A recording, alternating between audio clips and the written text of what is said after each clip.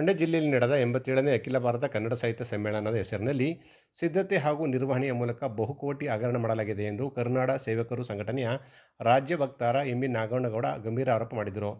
ಸುದ್ದಿಗಾರರೊಂದಿಗೆ ಮಾತನಾಡಿದ ಅವರು, ಕಳೆದ ಡಿಸೆಂಬರ್ 19ರಿಂದ ನಡೆದ 3 ದಿನಗಳ ಅಖಿಲ ಭಾರತ ಕನ್ನಡ ಸಾಹಿತ್ಯ ಸಮ್ಮೇಳನದ ನೆಪದಲ್ಲಿ ಕಸಾಪ ರಾಜ್ಯಾಧ್ಯಕ್ಷ, ಜಿಲ್ಲೆಯ ಅಧಿಕಾರಿಗಳು ಹಾಗೂ Karnataka States marketing communication and advertise ಸಂಸ್ಥೆಯು ಭಾರೀ ಭ್ರಷ್ಟಾಚಾರ ಎಸಗಿದೆ ಎಂದು ದೂರಿದರು. ನಾಡು, ನೆಲ, ಜಲ ವಿಷಯವಾಗಿ ನಡೆಯಬೇಕಾದ ಸಮ್ಮೇಳನವು ವಿವಾದದ ಆಗರವಾಗಿದೆ.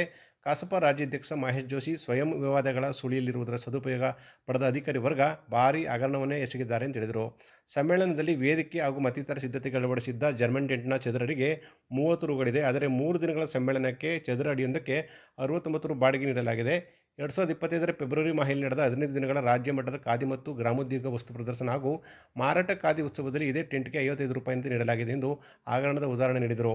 3 ದಿನಗಳ ಸಮ್ಮೇಳನದಲ್ಲಿ 4.69 ಲಕ್ಷ ಮಂದಿಗೆ ಆಹಾರ ವಿತರಣೆ ಮಾಡಲಾಗಿದೆ ಎಂದು ಆಹಾರ ಮತ್ತು ನಾಗರಿಕ ಸರಬರಾಜು ಇಲಾಖೆ ಉಪನಿರ್ದೇಶಕರು ಹೇಳಿಕೆ ನೀಡಿದ್ದಾರೆ. ಆದರೆ 8.1 ಲಕ್ಷ ಮಂದಿಗೆ ಆಹಾರ ನೀಡಿರುವುದಾಗಿ ಬಿಲ್ ಮಾಡಲಾಗಿದ್ದು, ಕೋಟ್ಯಾಂತರ ರೂಪಾಯಿ ಹಗರಣ ನಡೆದಿದೆ. ಅಲ್ಲದೆ ವಿಶೇಷ ಆಹ್ವಾನಿತರು, ವಿದೇಶಿಗರು ಹಾಗೂ ನೋಂದಾಯಿತ ಸದಸ್ಯರಿಗೆ ಐಷಾರಾಮಿ ಹೋಟೆಲ್ಗಳಲ್ಲಿ ತಂಗಲು 1.97 ಕೋಟಿ ಹಣ ವ್ಯಯಿಸಿರುವುದಾಗಿ ಲೆಕ್ಕ ತೋರಿಸಿದ್ದಾರೆ ಅಂತ ಹೇಳಿದರು. ಸಮ್ಮೇಳನದಲ್ಲಿನ ಭ್ರಷ್ಟಾಚಾರದ ಕುರಿತು ಲೋಕಾಯುಕ್ತ ಸಂಸ್ಥೆಗೆ ದೂರು ನೀಡಲಾಗಿದೆ.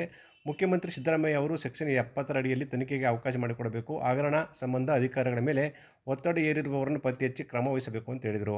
ಜರ್ಮನ್ ಪೆಂಡಲ್ ಇದೆಯೋ ಅದನ್ನ 55 ರೂಪಾಯಿ ಹಾಕಿದೆ, ಅಂದರೆ 14 ರೂಪಾಯಿ ಕಡಿಮೆ ಹಾಕಿದ್ರೆ ಎಷ್ಟು ದಿನಕ್ಕೆ? 15 ದಿನಕ್ಕೆ. 3 ದಿನಕ್ಕೆ 69 ರೂಪಾಯಿ, 15 ದಿನಕ್ಕೆ 55 ರೂಪಾಯಿ. ಭಾಳ ಸ್ಪಷ್ಟವಾಗಿ ಕಾಣ್ತದೆ ಇಲ್ಲಿ. ಯಾಕೆ ದರಗಳನ್ನ ಪರಿಶೀಲನೆ ಮಾಡಲಿಲ್ಲ, ಮಾರುಕಟ್ಟೆ ದರಗಳನ್ನ ನೀವು ಪರಿಶೀಲನೆ ಮಾಡದೆ ಈ ಕೆಲಸವನ್ನು ಮಾಡಿದ್ರಿ ಅಂದರೆ ಕೋಟಿಗಟ್ಟಲೆ ಹಣವನ್ನು ಇದರಲ್ಲಿ ಹೊಡೆದಿದ್ದಾರೆ. ಇನ್ನು ಹಲವಾರು ಉದಾಹರಣೆಗಳನ್ನ ಕೊಡ್ಬೋದು. ಇದು ಒಂದು ಬರೀ ಮುಖ್ಯವಾದ ಅಂಶವನ್ನಷ್ಟೇ ಈ ವೇದಿಕೆ ಬಗ್ಗೆ ನಾನು ಹೇಳ್ತಾ ಇದ್ದೀನಿ. ಅಲ್ಲಿ ಕೆಳಗೆ ಹಾಕಿರ್ತಕ್ಕಂಥ ಮಾರ್ಕೆಟಿನಲ್ಲಿ ಒಂದು ಮೀಟ್ರಿಗೆ 2 ರೂಪಾಯಿ ಇದೆ, 6 ರೂಪಾಯಿ ಬಾಡಿಗೆ ಕೊಟ್ಟಿದ್ದಾರೆ ಇವರು. ಮೀಟರೇ ಕೆಳಗಡೆ ಹಾಕಿರ್ತಕ್ಕಂಥ ಗ್ರೀನ್ ಮ್ಯಾಟ್ ಮೀಟರ್, ಅದು ಒಂದು ಮೀಟ್ರಿಗೆ 2 ರೂಪಾಯಿ ಇದೆ, ಇವರು 6 ರೂಪಾಯಿ ಬಾಡಿಗೆನೇ ಕೊಟ್ಟಿದ್ದಾರೆ. ಪರ್ಚೇಸೇ ಮಾಡಬೇಕು ಅದನ್ನು ಪೂರ್ತಿ. ಇಡೀ ವೇದಿಕೆ ನಿರ್ಮಾಣದ ಹೆಸರಿನಲ್ಲಿ ಸುಮಾರು ಒಟ್ಟು ಏನು ಸಮ್ಮೇಳನ ಖರ್ಚಾಗಿರೋ 30 ಕೋಟಿ ರೂಪಾಯಿನಲ್ಲಿ 25% ದುಡ್ಡನ್ನು ವೇದಿಕೆಗೆ ಖರ್ಚು ಮಾಡಿದ್ದಾರೆ. 25-30%. ಇದು ಒಂದು ದೊಡ್ಡ ಹಗರಣವಾಗಿದೆ. ಎರಡನೇದಾಗಿ ನಾವು ಆಹಾರ ಸಮಿತಿ ವಿಚಾರಕ್ಕೆ ಬರೋಣ. ಆಹಾರ ಸಮಿತಿಗೆ ನಮ್ಮ ಕೃಷ್ಣಕುಮಾರ್ ಅಂತೇಳಿ ಫುಡ್ ಡಿ ಜನರಲ್ ಸೆಕ್ರೆಟರಿ ಆಗಿದ್ರು. ಅವರೊಂದು ಹೇಳಿಕೆಯನ್ನು ಕೊಡ್ತಾರೆ, ನೀವು ನೋಡ್ಬೋದು ಹೇಳಿಕೆನ. 4.5 ಲಕ್ಷ ಜನ ಊಟ ಮಾಡಿದ್ದಾರೆ ಸಾಹಿತ್ಯ ಸಮ್ಮೇಳನದಲ್ಲಿ ಅಂತೇಳಿ ಅಧಿಕೃತವಾಗಿ ಒಂದು ನಮ್ಮ ವರ್ಗಿಗಳಿಗೆ ಮಾಧ್ಯಮಕ್ಕೆ ಹೇಳಿದ್ದಾರೆ. ಇದು ಕನ್ನಡಪ್ರಭದಲ್ಲಿ ಕೂಡ ಅಪಿಯರ್ ಆಗಿದೆ ಆ ಟೈಮಲ್ಲಿ. ಆದರೆ ಇವರು ಕೊಟ್ಟಿರ್ತಕ್ಕಂಥ ಲೆಕ್ಕ ಇದೆಯಲ್ಲ, ಅನುಬಂಧದಲ್ಲಿ ಏನು ಕೊಡ್ತಾರೆ ಲೆಕ್ಕ ಅಂದರೆ 8 ಲಕ್ಷ ಚಿಲ್ಲರೆ ಜನ ಊಟ ಮಾಡಿದ್ದಾರೆ, 8 ಲಕ್ಷ ಜನ ಊಟ ಮಾಡಿದ್ದಾರೆ ಲೆಕ್ಕ ಕೊಡ್ತಾರೆ. ಅದ್ರಲ್ಲಿ ಅವ್ರು ಹೇಳ್ತಾರೆ ಪೊಲೀಸ್ನವರು ಮತ್ತು KSRTC ಅವರು 18,000 ಜನ ಬಂದು ಊಟ ಮಾಡಿದ್ದಾರೆ. ಎಲ್ಲರೂ ಉಂಟೇನ್ರಿ? ದಸರಾಗೆ 18,000 ಜನ ಪೊಲೀಸ್ ನಿಯೋಜನೆ ಮಾಡಲ್ಲ. ಇಲ್ಲಿ ಸಾಹಿತ್ಯ ಸಮ್ಮೇಳನದಲ್ಲಿ 18,000 ಜನ ಪೊಲೀಸ್ನವರು ಮತ್ತು KSRTC ಅವರು ಬಂದು ಊಟ ಮಾಡಿದೆ ಅಂತ ಹೇಳ್ತಾರೆ. ನಾವು ಮಾಹಿತಿ ತಗೊಂಡಿದ್ವಿ. ಹಳ್ಳಿಗಳಿಗೆ ಜನ ಕರ್ಕೊಂಬರಕ್ಕೆ ಹೆಂಗೆ 18,000 ಜನ ಬಂದರು? ಇವತ್ತು ಇನ್ನೊಂದು ಹೇಳ್ತಾರೆ ಅವರು, ಡೆಲಿಗೇಟ್ಸ್, ರಿಜಿಸ್ಟರ್ಡ್ ಡೆಲಿಗೇಟ್ಸ್, ನೋಂದಾಯಿತ ಪ್ರತಿನಿಧಿಗಳು ಅಂತ ಯಾರು ಬಂದರು ಸಾಹಿತ್ಯಾಸಕ್ತರು, ಅವರ ಸಂಖ್ಯೆ 4,000 ದಾಟೋದಿಲ್ಲ. ಆದರೆ ಅವ್ರು ಹೇಳ್ತಾರೆ ನಮಗೆ 23,000 ಜನ ಡೆಲಿಗೇಟ್ಸ್ ಬಂದಿರೋ ಅವರೆಲ್ಲ ಬಂದು ಊಟ ಮಾಡಿದ್ದಾರೆ ಅಂತ ಹೇಳ್ತಾರೆ. ಅಂದರೆ ಇದು ಏನು ಆಹಾರ ಮೇಳದ ಹೆಚ್ಚು ಆಹಾರ ಕೊಟ್ಟಿದ್ದೀವಿ ಅಂತ ಹೇಳ್ತಿದ್ದಾರೆ, ಅದಕ್ಕೆ ಸುಮಾರು ಒಂದು 6.5 ಕೋಟಿ ಖರ್ಚು ಮಾಡಿದ್ದಾರೆ ಆಹಾರಕ್ಕೆ. ಇದು ಅರ್ಧದಷ್ಟು ಮಾತ್ರವೇ ಸತ್ಯ ನಿಜವಾದ ಬಿಲ್ಲು. ಇನ್ನು ಅರ್ಧ ಇರತಕ್ಕಂಥದ್ದು ಕೃಷ್ಣನ್ ಲೆಕ್ಕ, ರಾಮನ್ ಲೆಕ್ಕವನ್ನು ಕೊಟ್ಟಿದ್ದಾರೆ. ಗೋಷ್ಠಿಯಲ್ಲಿ ಜಯರಾಮು, ಮನು ಮುದ್ದೇಗೌಡ, ಶಿವರಾಮು, ಆಟೋ ವೆಂಕಟೇಶ್ ಇದ್ದರು. ಸಿದ್ದರಾಮಯ್ಯ ಅವರೇ 5 ವರ್ಷ ಸಿಎಂ ಆಗಿರ್ತಾರೆ. ನವೆಂಬರ್ಗೆ ಯಾವ ಕ್ರಾಂತಿಯೂ ಆಗಲ್ಲ. ಸಿಎಂ ಬದಲಾವಣೆ ಚರ್ಚೆ ವಿಚಾರ ಅನಗತ್ಯ ಅಂತ ಸಚಿವ ಜಮೀರ್ ಅಹಮದ್ ಖಾನ್ ಹೇಳಿಕೆ ನೀಡಿದ್ದಾರೆ. ಮಂಡ್ಯದಲ್ಲಿ ಸುದ್ದಿಗಾರರೊಂದಿಗೆ ಮಾತನಾಡಿದ ಅವರು, ನವೆಂಬರ್ಗೆ ಯಾವ ಕ್ರಾಂತಿಯೂ ಇಲ್ಲ. ಮುಖ್ಯಮಂತ್ರಿ ಕುರ್ಚಿಯಲ್ಲಿ ಸಿದ್ದರಾಮಯ್ಯ ಕುಳಿತಿದ್ದಾರೆ. 5 ವರ್ಷ ಸಿದ್ದರಾಮಯ್ಯ ಅವರೇ ಮುಖ್ಯಮಂತ್ರಿ ಆಗಿರ್ತಾರೆ. ಸ್ವತಃ ಡಿ.ಕೆ. ಶಿವಕುಮಾರ್ ಕೂಡ ಇದನ್ನು ಹೇಳಿದ್ದಾರೆ. ಮೈಸೂರಿನಲ್ಲಿ ಸಿದ್ದರಾಮಯ್ಯ ಅವರೇ ಹೇಳಿದ್ದಾರೆ, 5 ವರ್ಷ ನಾನೇ ಸಿಎಂ ಅಂತ. ನಮ್ಮ ಪಕ್ಷ ಹೈಕಮಾಂಡ್ ಪಕ್ಷದ ತೀರ್ಮಾನ ಎಲ್ಲ ಹೈಕಮಾಂಡ್ ಮಾಡುತ್ತೆ ಅಂತ ಹೇಳಿದರು. ಹೈಕಮಾಂಡ್ ತೀರ್ಮಾನಕ್ಕೆ ನಾವು ಬದ್ಧರಾಗಿದ್ದೇವೆ. ಅವರವರ ಬೆಂಬಲಿಗರಿಗೆ ಮುಖ್ಯಮಂತ್ರಿ ಆಗಬೇಕು ಅನ್ನೋದು ಆಸೆ ಇರುತ್ತೆ. ನಮ್ಮ ಅಧ್ಯಕ್ಷರೇ ಯಾರ ಬಗ್ಗೆ ಮಾತನಾಡಬಹುದು ಅಂತ ಸೂಚನೆ ಕೊಟ್ಟಿದ್ದಾರೆ ಅಂತ ಹೇಳಿದರು. ವ್ಯಕ್ತಿಗಿಂತ ಪಕ್ಷ ಮುಖ್ಯ. ಯಾರಾದರೂ ಮಾತನಾಡಿದರೆ ಕ್ರಮಕ್ಕೆ ಸೂಚನೆ ಕೊಟ್ಟಿದ್ದಾರೆ ಅಂತ ಅವರು ತಿಳಿಸಿದರು. ಬಿಜೆಪಿ ಅಧಿಕಾರಕ್ಕೆ ಬರಬೇಕಾದ್ರೆ ಕನಿಷ್ಠ 15 ವರ್ಷ ಬೇಕು. 2028ಕ್ಕೂ ನಮ್ಮದೇ ಸರ್ಕಾರ ಬರುತ್ತೆ ಅಂತ ಅವರು ತಿಳಿಸಿದರು. ಡಿ.ಕೆ. ಶಿವಕುಮಾರ್ ಕೂಡ ಮುಖ್ಯಮಂತ್ರಿ ಆಗಬೇಕು ಅನ್ನೋ ಆಸೆ ಇದೆ, ಆದರೆ ಅದು ಕಾಲ ಬರಬೇಕು ಅಂತ ಜಮೀರ್ ಅಹಮದ್ ತಿಳಿಸಿದರು. ಏನೇನು ಕ್ರಾಂತಿ ಇಲ್ಲ. ಮುಖ್ಯಮಂತ್ರಿ ಕುರ್ಚಿಯಲ್ಲಿ ಸಿದ್ದರಾಮಯ್ಯ ಅವರು ಕೂತಿದ್ದಾರೆ. 5 ವರ್ಷ ಅವರೇ ಮುಖ್ಯಮಂತ್ರಿ ಆಗಿರ್ತಾರೆ. ನಾನಿಲ್ಲ, ನನ್ನ ಜೊತೆ ನಮ್ಮ ಅಧ್ಯಕ್ಷರು ಹೇಳಿದ್ದಾರೆ. ಸನ್ಮಾನ್ಯ ಡಿ.ಕೆ. ಶಿವಕುಮಾರ್ ಅವರು ಮೊನ್ನೆ ಮಾಧ್ಯಮದಲ್ಲಿ ಮಾತಾಡಿ ಮಾಧ್ಯಮ ಮುಖಾಂತರ ಡಿ.ಕೆ. ಶಿವಕುಮಾರ್ ಅವರು ಹೇಳಿದ್ದಾರೆ. ಏನಕ್ಕೆ ಮೊನ್ನೆ ಮುಖ್ಯಮಂತ್ರಿಗಳು ಮೈಸೂರಲ್ಲಿ ಹೇಳಿಕೆ ಕೊಟ್ಟಿದ್ದರು, ಈ ಥರ 5 ವರ್ಷ ನಾನೇ ಮುಖ್ಯಮಂತ್ರಿ ಆಗಿರ್ತೀನಿ ಅಂತ ಹೇಳಲಿಕ್ಕೆ.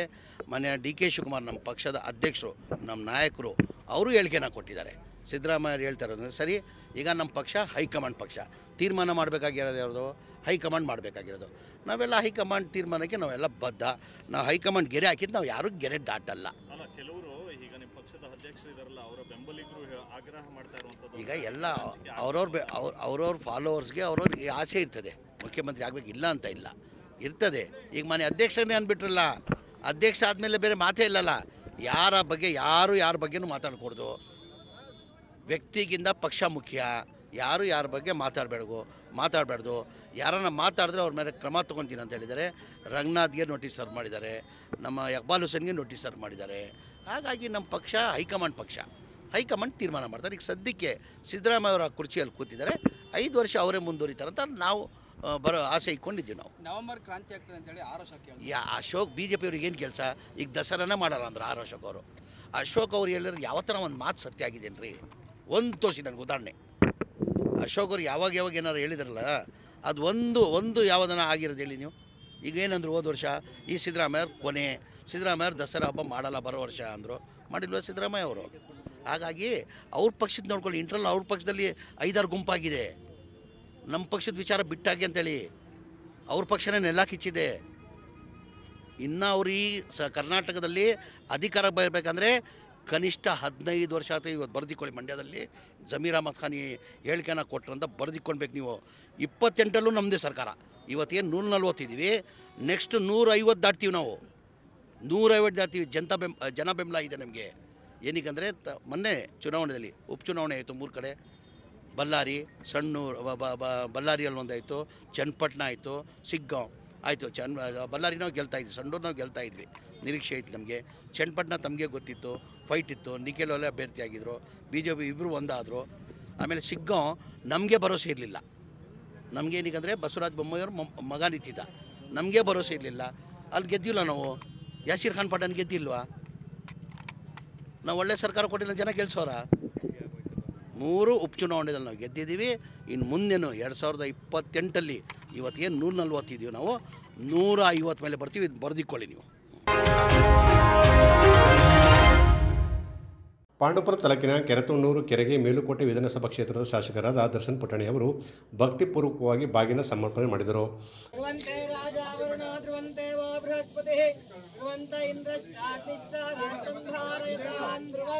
ಮಂಗಳದ್ರವ್ಯಾಣಿ ಸಮರ್ಪಯಾಮಿ.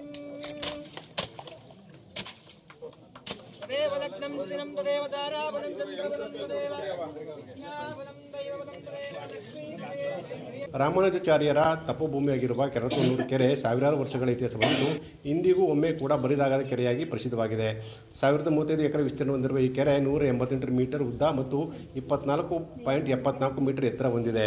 ಈ ಸಂದರ್ಭದಲ್ಲಿ ಮಾತನಾಡಿದ ಶಾಸಕರು ಕೆರತುಣ್ಣೂರು ಮತ್ತು ಮೇಲುಕೋಟೆಯ ಪ್ರವಾಸಿ ತಾಣಗಳನ್ನಾಗಿ ರೂಪಿಸುವ ಯೋಜನೆ ಇದೆ ಅಂತ ತಿಳಿಸಿದರು.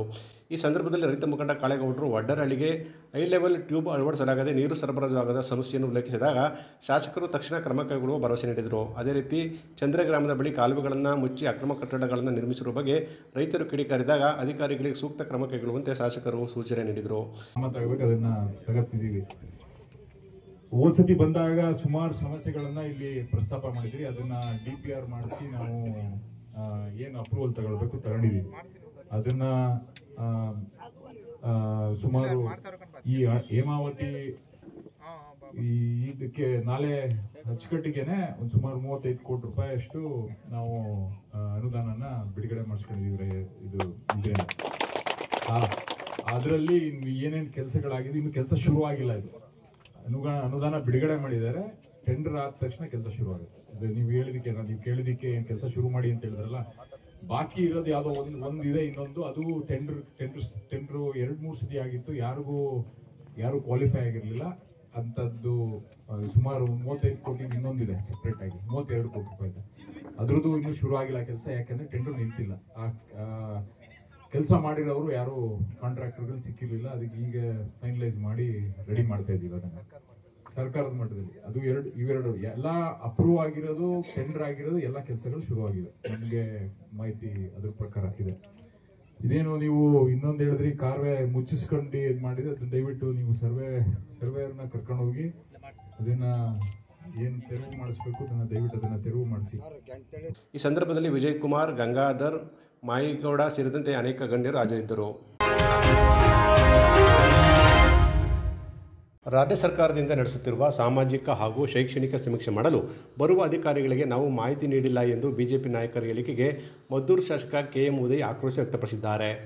ಮದ್ದೂರು ವಿಧಾನಸಭಾ ಕ್ಷೇತ್ರದ ಮರಕಾಡದೊಡ್ಡಿ, ಗೊರವನಹಳ್ಳಿ ಹಾಗೂ ಉಪ್ಪಾರದೊಡ್ಡಿ ಗ್ರಾಮಗಳಲ್ಲಿ ವಿವಿಧ ಅಭಿವೃದ್ಧಿ ಕಾಮಗಾರಿಗಳಿಗೆ ಚಾಲನೆ ನೀಡಿ ಮಾತನಾಡಿದ ಶಾಸಕರು, ರಾಜ್ಯ ಸರ್ಕಾರದ ಜಾತಿ ಗಣತಿ ವಿಚಾರವಾಗಿ ನಮ್ಮ ಬಳಿ ಬರುವ ಅಧಿಕಾರಿಗಳಿಗೆ ನಾವು ಮಾಹಿತಿ ನೀಡುವುದಿಲ್ಲ ಎಂದು ಕೇಂದ್ರ ಸಚಿವ ಪ್ರಹ್ಲಾದ್ ಜೋಶಿ, ಸಂಸದ ತೇಜಸ್ವಿ ಸೂರ್ಯ ಹಾಗೂ ವಿಪಕ್ಷ ನಾಯಕ ಅಶೋಕ್ ಸೇರಿದಂತೆ ವಿವಿಧ ನಾಯಕರು ಮಾಧ್ಯಮಗಳ ಮೂಲಕ ಹೇಳಿಕೆ ನೀಡಿದ್ದರು. ಈ ವಿಚಾರವಾಗಿ ಸುದ್ದಿಗಾರರ ಪ್ರಶ್ನೆಗೆ ಉತ್ತರಿಸಿದ ಅವರು, ಬಿಜೆಪಿ ನಾಯಕರ ಹೇಳಿಕೆಗಳು ಅವರ ಉದ್ದಟತನವನ್ನು ತೋರಿಸುತ್ತಿವೆ ಅಂತ ಹೇಳಿದರು. ಇನ್ನು ಕೆಲ ದಿನಗಳಲ್ಲಿ ಕೇಂದ್ರ ಸರ್ಕಾರವು ಸಹ ಜಾತಿ ಸಮೀಕ್ಷೆಗೆ ಮುಂದಾಗಿದೆ. ಆಗಲೂ ಸಹ ಬಿಜೆಪಿ ನಾಯಕರು ಮಾಹಿತಿ ನೀಡಿಲ್ಲ ಅಂತ ಹೇಳಲು ಅವರಿಗೆ ತಾಕತ್ತಿದೆಯಾ ಅಂತ ಪ್ರಶ್ನೆ ಮಾಡಿದರು. ಕೇಂದ್ರ ಸರ್ಕಾರ ಏನು ಮಾಡಿದರೂ ಅವರಿಗೆ ಸರಿಯಾಗಿರುತ್ತೆ, ಅದೇ ರಾಜ್ಯ ಸರ್ಕಾರ ಮಾಡಿದರೆ ವಿರೋಧ ಮಾಡೋದೇ ಅವರ ಕೆಲಸವಾಗಿದೆ ಅಂತ ಹುಡುಗಿದರು. ಉಪಮುಖ್ಯಮಂತ್ರಿ DK ಶಿವಕುಮಾರ್ ಜೈಲಿಗೆ ಹೋಗುವ ಕಾಲ ಸನಿಹದಲ್ಲಿದೆ ಎಂದು ಕೇಂದ್ರ ಸಚಿವ HT ಕುಮಾರಸ್ವಾಮಿ ಹೇಳಿಕೆಗೆ ಪ್ರತಿಕ್ರಿಯೆ ನೀಡಿದ ಶಾಸಕರು, ಆರೋಪ ಮಾಡದೆ ವಿಪಕ್ಷ ನಾಯಕರ ಕೆಲಸವಾಗಿದೆ, ಆರೋಪಗಳೆಲ್ಲ ಸತ್ಯವಾಗುತ್ತಾ ಅಂತ ಪ್ರಶ್ನೆ ಮಾಡಿದರು. ಯಾರು ಮಾಹಿತಿ ಕೊಡೋಲ್ಲ? ಬಿಜೆಪಿ ನಾಯಕರು ನಾವು ನಮ್ಮ ಹತ್ರ ಬಂದ್ರೆ ನಾವು ಮಾಹಿತಿಗಳು ಕೊಡಲ್ಲ ಅವ್ರಿಗೆ.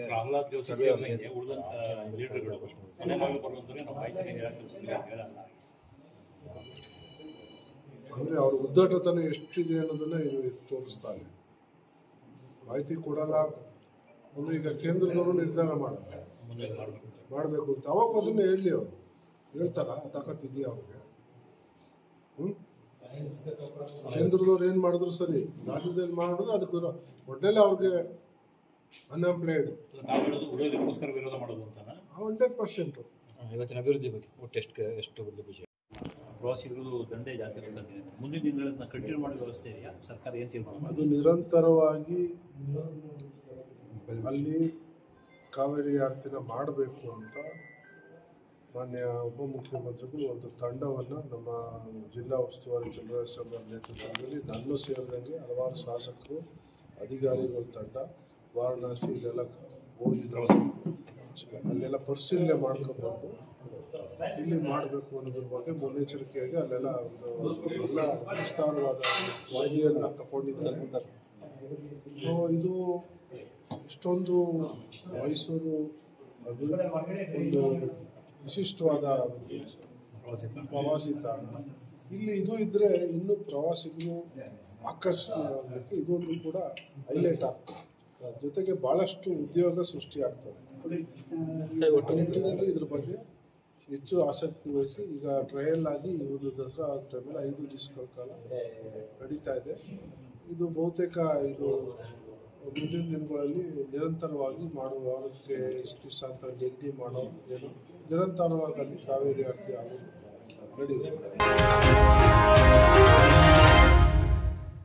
ಭತ್ತದ ಬೆಳೆಯಲ್ಲಿ ಕಳೆ ನಿರ್ವಹಣೆಗೆ ಸರಳ ಸಾಧನವನ್ನು ಸುಭಾಷ್ ಪಾಳೇಕರ್ ಕೃಷಿ ಪದ್ಧತಿ ಅಳವಡಿಸಿಕೊಂಡ ರೈತರು ನೂತನವಾಗಿ ಪರಿಚಯಿಸಿದ್ದಾರೆ ಅಂತ ನಿರ್ಮಲಾ ಭೂಮಾತಾ ಟ್ರಸ್ಟ್ ಅನಂತರಾವ್ ಕೆರಗೋಡು ತಿಳಿಸಿದರು. ಸುದ್ದಿಗಾರರೊಂದಿಗೆ ಮಾತನಾಡಿದ ಅವರು, ಭತ್ತದ ಬೆಳೆಯಲ್ಲಿ ಕಳೆ ಕೀಳಲು ಹೆಣ್ಣಾಳುಗಳ ಕೊರತೆ ಇದ್ದು, ಇದರಿಂದ ರೈತರು ಅನಿವಾರ್ಯವಾಗಿ ವಿಷಕಾರಿ ಕಳೆನಾಶಕ ಪ್ರಯೋಗದಿಂದ ಅನಾರೋಗ್ಯಕರ ಆಹಾರ ಉತ್ಪಾದಿಸಲಾಗುತ್ತಿದೆ ಅಂತ ಬೇಸರ ವ್ಯಕ್ತಪಡಿಸಿದರು. ಭತ್ತದ ಕೃಷಿಯಲ್ಲಿ ತೊಡಗಿಸಿಕೊಳ್ಳಲು ಕೃಷಿ ಕಾರ್ಮಿಕರ ಅಗತ್ಯವಿದ್ದು, ಉತ್ಪಾದನೆಯ ವೆಚ್ಚ ಹೆಚ್ಚಾಗಲಿದೆ. ಸರಳವಾದ ಸರಪಳಿ ಸಾಧನದಿಂದ ಭತ್ತ ನಾಟಿಯಾದ 8 ರಿಂದ 10 ದಿನಗಳ ನಂತರ ಕಳೆ ತೆಗೆಯುವ ಕಾರ್ಯ ಮಾಡಬಹುದಾಗಿದೆ. ಇದರಿಂದ ಕಳೆ ನಿವಾರಣೆ, ಅಂತರ ಬೇಸಾಯ ಮತ್ತು ಮಣ್ಣು ಬಗಾಡ ಮಾಡುವ 3 ಕೆಲಸಗಳು ಒಮ್ಮೆಲೆ ಪೂರ್ಣ ಮಾಡಬಹುದಾಗಿದೆ ಅಂತ ಹೇಳಿದರು.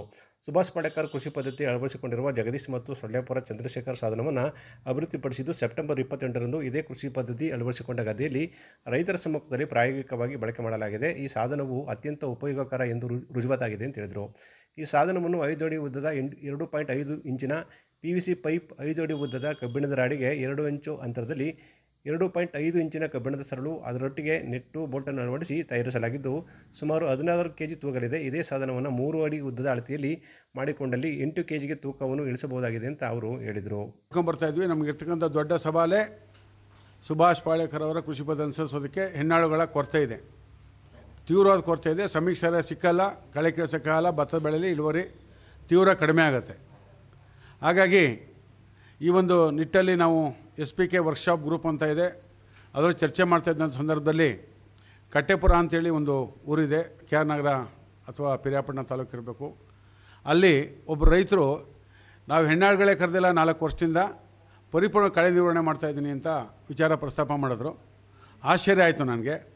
ಅದ್ರ ಮೇಲೆ ಮರ ತುಂಡನ್ನು ಎಳ್ಕೊಂಡು ಹೋಗ್ತೀವಿ, ಭತ್ತ ಅಲ್ಲಾಡುತ್ತೆ, ಭತ್ತನ ಕದಸ್ತಂಗೆ ಆಗುತ್ತೆ. ಭತ್ತದ ಬೇರುಗಳಿಗೆ ನಿಸರ್ಗದಲ್ಲಿರ್ತಕ್ಕಂಥ ಸಾರಜನಕ, ರಂಜಕ, ಪೊಟ್ಯಾಷ್, ಮೆಗ್ನೀಷಿಯಮ್, ಕ್ಯಾಲ್ಶಿಯಂ, ಗಂಧಕ ಮುಂತಾದ ಎಲ್ಲ ಪೋಷಕಾಂಶ ಸಿಗುತ್ತೆ, ಭತ್ತ ಬೆಳವಣಿಗೆ ಆಗುತ್ತೆ ಅಂತ ವಿಚಾರನ ಹೇಳಿದ್ರು. ಮತ್ತೊಬ್ಬರು ಕಣಗಾಲ್ನವರು ಅವ್ರನ್ನ ವಿಚಾರಿಸಿ ಅದು ಸತ್ಯ ಅಂತ ಒಪ್ಕೊಂಡ್ರು. ಆಗ ಈ ವಿಚಾರ ಪ್ರಸ್ತಾಪ ಮಾಡಿದಾಗ ಅಲ್ಲೊಬ್ಬರು ಜಗದೀಶ್ ಅಂತೇಳಿ ಚೈನ್ ಸಿಸ್ಟಮ್ ಇದೆ, ಆ ಚೈನ್ ಸಿಸ್ಟಮ್ನಲ್ಲಿ ಆಂಧ್ರದಲ್ಲಿ ಈಗಾಗಲೇ ಇದು ಜಾರಿಯಲ್ಲಿದೆ, ಮಾಡ್ತಾಯಿದ್ದಾರೆ ಅಂಥೇಳಿ ಒಂದು ಯೂಟ್ಯೂಬ್ನ ನನಗೆ ಕಳಿಸ್ಕೊಡ್ತಾರೆ. ಆ ಯೂಟ್ಯೂಬ್ ನೋಡಿದಾಗ ನನಗೆ ಭಾಳ ಭರವಸೆ ಬರುತ್ತೆ. ಆಗ ಅವ್ರನ್ನ ಕೇಳ್ತೀನಿ ಏನು ಮಾಡೋದು ಅಂತ. ಇಲ್ಲ ರೆಡಿ ಮಾಡೇ ಬಿಡೋಣ ಅಂತ ಹೇಳ್ತಾರೆ. ಅವ್ರಿಗೆ ಇಲ್ಲಿ ಬರಲಿಕ್ಕೆ ಅವಕಾಶ ಆಗ್ತಾಯಿಲ್ಲ. ಅದನ್ನು ಒಂದೇ 2 ದಿವಸ ಶ್ರಮ ತೊಗೊಂಡು ರೆಡಿ ಮಾಡೇ ಬಿಡ್ತಾರೆ. ಕಳೆದ ಭಾನುವಾರ ನಮ್ಮ ಈ ಎಲ್ಲ ಸ್ನೇಹಿತರ ಸಮ್ಮುಖದಲ್ಲಿ CM ದೇವಪ್ಪನೂ ಬರಬೇಕಾಯಿತು. ಎಲ್ಲರ ಸಮ್ಮುಖದಲ್ಲಿ ನಾವು ಈ ಒಂದು ಏನು ಭತ್ತದ ಕಳೆ ನಿರ್ವಹಣಾ ಸರಪಳಿ ಸಾಧನವನ್ನು ಪ್ರಯೋಗ ಮಾಡಿದ್ವಿ. ಆ ಪ್ರಯೋಗ ಮಾಡೋ ಸಂದರ್ಭದಲ್ಲಿ ಆ ಭತ್ತದಲ್ಲಿ ಸಾಮಾನ್ಯವಾಗಿ ಏನಾಗುತ್ತೆ, ಭತ್ತವನ್ನು ನಾಟಿ ಮಾಡಿದಂಥ 8 ಅಂದರೆ 10 ದಿವಸಕ್ಕೆ ಹುಡಿಗಳೆಗಳು ಬರ್ತವೆ. ಹುಡಿಗಳೆ ಅಂದರೆ ತುಂಬ ಸಣ್ಣ ಸಣ್ಣ ಕಳೆಗಳು ಬಂದಿರ್ತವೆ. ಅದನ್ನು ಸಮರ್ಪಕ ಕೈಯಾಡಬೇಕು. ಕೈಯಾಡಿಲ್ಲ ಅಂದರೆ ಅದು ಬಲ ಆಗುತ್ತೆ, ಬಲ ಆದಮೇಲೆ ಭತ್ತನ ಮೀರಿಸುತ್ತದು. ಆ ಥರ ಕಳೆಗಳಿತ್ತು. ನಮ್ಮ ಮಾಡಿ 15 ದಿವಸ ಆಗಿತ್ತು, ಇನ್ನೊಂದು 4 ದಿವಸ ಮುಂಚೆ ಆಡಿಸ್ಬೇಕಾಯಿತು. ಅಲ್ಲಿ ಭತ್ತದ ಒಂದು ಇದನ್ನು ಎಳ್ಕೊಂಡೋದಾಗ, ಈ ಸರಪಳಿ ಸಾಧನ ಎಳ್ಕೊಂಡೋದಾಗ ಮಣ್ಣನ್ನು ಸವರ್ಕೊಂಡು ಆ ಭತ್ತದ ಗಿಡವನ್ನು ಅಲುಗಾಡಿಸ್ತಾ ಅದು ಮುಂದೆ ಹೋದಾಗ ಬದಿ ಮಣ್ಣು ಬಂತಲ್ಲಿ, ಗೊರೆ ಮಣ್ಣು ಅಂತ ಹೇಳಿ ಹೇಳ್ತೀವಿ, ಅದು ಗೊರೆ ಮಣ್ಣು ಬಂತು. ಸಂಪೂರ್ಣವಾಗಿ ಕಳೆ ನಿವಾರಣೆ ಆಗೋಯ್ತು, ಭತ್ತನೂ ಚೆನ್ನಾಗಿ ಅಲ್ಲಾಡ್ತು. ಹಾಗಾಗಿ ಭತ್ತಕ್ಕೆ ಬೇಕಾದಂಥ ನಿಸರ್ಗದಿಂದ ದೊರೆತಕ್ಕಂಥ ಎಲ್ಲ ಪೋಷಕಾಂಶ, ಗಾಳಿ ಬೆಳಕೆಲ್ಲ ದೊರಕುವಂಥ ಒಂದು ಅವಕಾಶ ಆಯಿತು. ಅಲ್ಲಿ ನಮಗೆ ಹೆಣ್ಣಾಳೆ ಬೇಕಾಗಿಲ್ಲ, ಅದು ಭಾಳ ಮುಖ್ಯ. ಗೋಷ್ಠಿಯಲ್ಲಿ ಸೊಳ್ಳೆಪುರ ಚಂದ್ರಶೇಖರ್, ಚಂದನ್ಗೌಡ, ಅನಿಯಮಾಡಿ ಸೋಮಶೇಖರ್, ದೊಡ್ಡಮಲಗೂಡು ಮಂಜು ಉಪಸ್ಥಿತರಿದ್ದರು. ಪಾಂಡುಪುರ ಪಟ್ಟಣದ 17ನೇ ವಾರ್ಡ್ 2 ಬೀದಿಯಲ್ಲಿ ಕಳೆದ 48 ವರ್ಷಗಳಿಂದ ಪೂರ್ವಜರು, ಹಿರಿಯರು ಹಾಗೂ ಮನೆತನದ ವಂಶಸ್ಥರು ಪಾರಂಪರ್ಯವಾಗಿ ನಡೆಸಿಕೊಂಡು ಬರುತ್ತಿರುವ ಹಬ್ಬವನ್ನು ಈ ವರ್ಷ ಕೂಡ ಅದ್ದೂರಿಯಾಗಿ ಮತ್ತು ಭಕ್ತಿಪೂರ್ಣವಾಗಿ ಆಚರಿಸಲಾಯಿತು. 4 ದಿನಗಳ ಕಾಲ ನಡೆಯುವ ವಿಶೇಷ ಹಬ್ಬದ ಮೊದಲ ದಿನದಂದು ಪಟ್ಟಣದ ಕೆರೆ ಕೋಡಿ ಬಳಿ ಗೋಪೂಜೆ ಮತ್ತು ಗಂಗಾ ಪೂಜೆ ನೆರವೇರಿತು.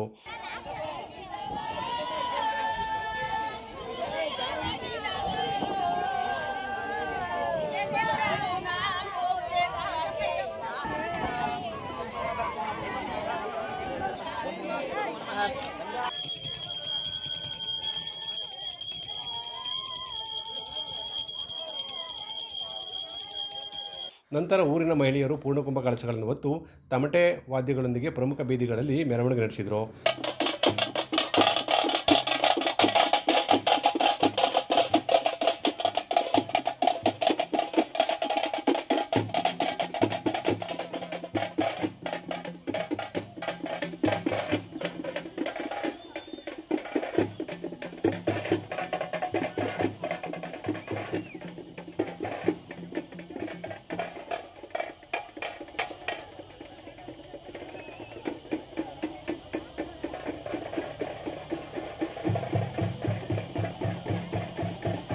ಗ್ರಾಮದಲ್ಲಿರುವ ಮಾರಮ್ಮ ಹಾಗೂ ದಾಳಮ್ಮ ದೇವಾಲಯಗಳಿಗೆ ತಲುಪಿದರು.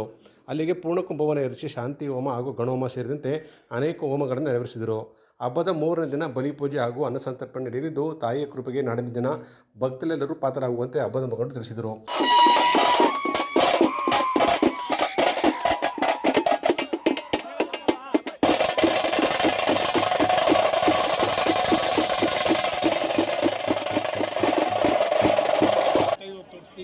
ಮಾಡ್ತಾಯಿದ್ರು.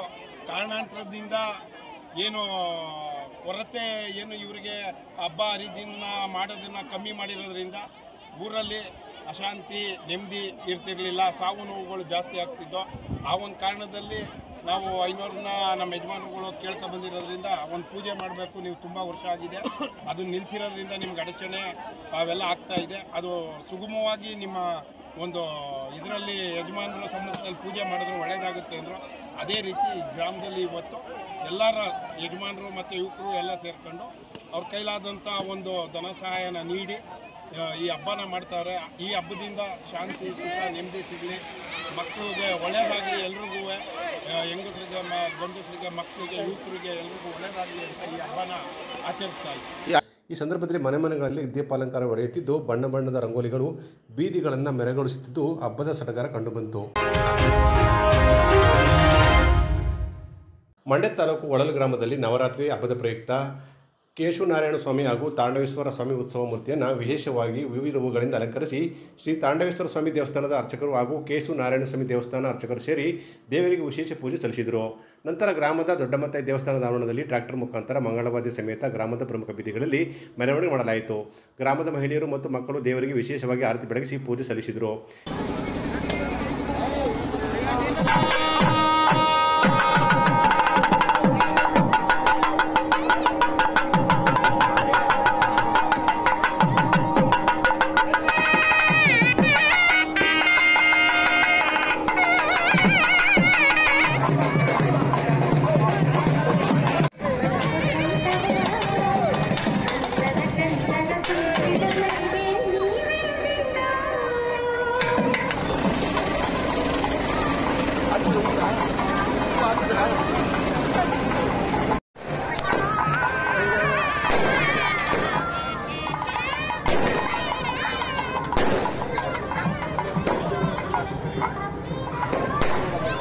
ಈ ಸಂದರ್ಭದಲ್ಲಿ ದೊಡ್ಡಯ್ಯಸ್ವಾಮಿ ದೇವಸ್ಥಾನ ಟ್ರಸ್ಟ್ ಪದಾಧಿಕಾರಿಗಳಾದ ಶಂಕರ್ ಪೂಜಾರಿ, ತಮ್ಮಣ್ಣ, ಸದಾನಂದ, ರಾಮಕೃಷ್ಣ ಸೇರಿದಂತೆ ಅನೇಕ ಮುಖಂಡರು ಮತ್ತು ಕಾರ್ಯಕರ್ತರು ಹಾಜರಿದ್ದರು. ಪಾಂಡುಪುರ ತಾಲೂಕಿನ ಅಗಟಳ್ಳಿ ಗ್ರಾಮದ ಕೆರೆಗೆ 1.80 ಕೋಟಿ ವೆಚ್ಚದ ಏತ ನೀರಾವರಿ ಕಾಮಗಾರಿಗೆ ಮೇಲುಕೋಟೆ ವಿಧಾನಸಭಾ ಕ್ಷೇತ್ರದ ಶಾಸಕ ದರ್ಶನ್ ಪುಟ್ಟಣ್ಣಯ್ಯ ಭೂಮಿ ಪೂಜೆ ನೆರವೇರಿಸಿದರು. ಸಣ್ಣ ನೀರಾವರಿ ಮತ್ತು ಅಂತರ್ಜಲ ಅಭಿವೃದ್ಧಿ ಇಲಾಖೆಯಿಂದ ಯೋಜನೆ ಹಮ್ಮಿಕೊಂಡಿದ್ದು, ಅಗಟಹಳ್ಳಿ, ಮಾದೇಗೌಡನ ಕೊಪ್ಪಲು, ಚಿಕ್ಕಕೊಪ್ಪಲು ಗ್ರಾಮಗಳಿಗೆ ಅನುಕೂಲವಾಗುವ ನಿಟ್ಟಿನಲ್ಲಿ ಕೆರೆಗಳಿಗೆ ನೀರು ತುಂಬಿಸುವ ಕಾರ್ಯ ಕೈಗೊಳ್ಳಲಾಗುತ್ತಿದೆ. ಇದರಿಂದ ಗ್ರಾಮೀಣ ಭಾಗದ ಜಾನುವಾರುಗಳ ನೀರಿನ ಸಮಸ್ಯೆ ನಿವಾರಣೆಯಾಗುವುದರ ಜೊತೆಗೆ ಅಂತರ್ಜಲ ಮಟ್ಟವು ಹೆಚ್ಚಲಿದೆ. ರೈತರ ಜಮೀನುಗಳಿಗೆ ನೀರಾವರಿ ಸೌಲಭ್ಯ ದೊರೆಯಲಿದೆ ಅಂತ ಶಾಸಕರು ತಿಳಿಸಿದರು. ಸುಮಾರು 17 ಎಕರೆ ವಿಸ್ತೀರ್ಣದ ಕೆರೆಯಲ್ಲಿ ಸೋಮವಾರದಿಂದಲೇ ಕಾಮಗಾರಿ ಆರಂಭಗೊಳ್ಳಲಿದೆ. ಶಾಲಾ ಮಕ್ಕಳಿಗೆ ಸಂಪರ್ಕ ರಸ್ತೆಗಳ ಸಮಸ್ಯೆ ಕುರಿತು ಗ್ರಾಮಸ್ಥರು ಮನವಿ ಮಾಡಿದಾಗ ತಕ್ಷಣವೇ ಬಗೆಹರಿಸುವ ಭರವಸೆ ನೀಡಿದರು.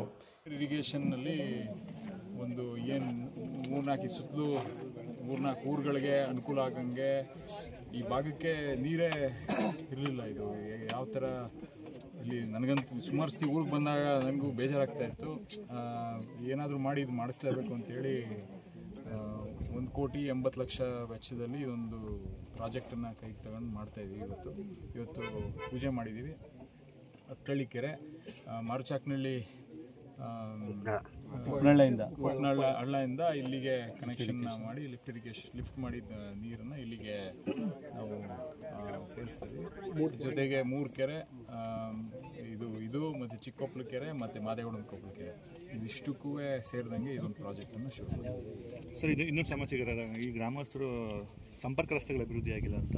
ಸಂಪರ್ಕ ರಸ್ತೆ ಈ ಸಂದರ್ಭದಲ್ಲಿ ರವಿರಾಜ್, ಈಶ್ವರ್, ಗುತ್ತಿಗೆದಾರರಾದ ಸಚಿನ್, ಚಿಕ್ಕಾಡೆ ಹರೀಶ್, ಜಯರಾಮು, ಹನುಮಂತೇಗೌಡ ಸೇರಿದಂತೆ ಅನೇಕರು ಭಾಗವಹಿಸಿದರು.